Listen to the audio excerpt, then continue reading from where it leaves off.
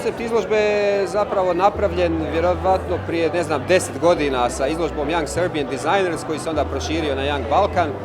Kad smo se Maja, ja i Ira i još neki ljudi upoznali, Aleksandar, i to je ostalo manje više nepromijenjeno. To je jedan oblik filtera, odnosno poticaja za mlade dizajnere da ostvare svoje ideje, da ih pokažu. This is one of the lamps I prepared for this exhibition. It's called Autumn Leaf, and it's made of two copper elements. You know, this one is prone to oxidation, and the other one is highly polished. So it's a contrast used here in this film. So one of these leaves is detachable, exactly like an autumn leaf, and you can use it as a table accessories.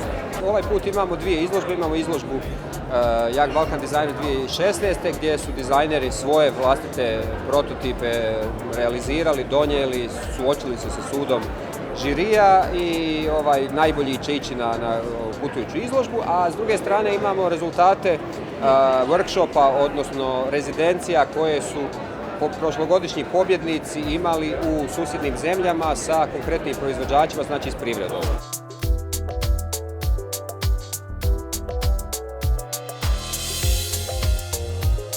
Za izložbu ja sam pripremio ove svećanke koji su nasljeđe Balkana sa ovim konstrukcijama koje predstavljaju konstrukciju krova, kao isto i u malom stočiću, kao isto i u stočićima za kafu.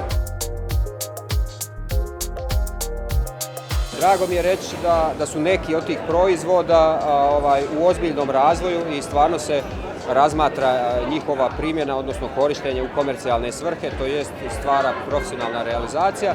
Mi ćemo taj projekt ispratiti do kraja u smislu zaštite dizajnera, posredovanja pri uređivanju prava i svega toga i bit će nam stvarno drago da za godinu dana vidimo tu i te proizvode koji će onda biti dolje sa Balkan Design Expom i evo, to je moja velika želja.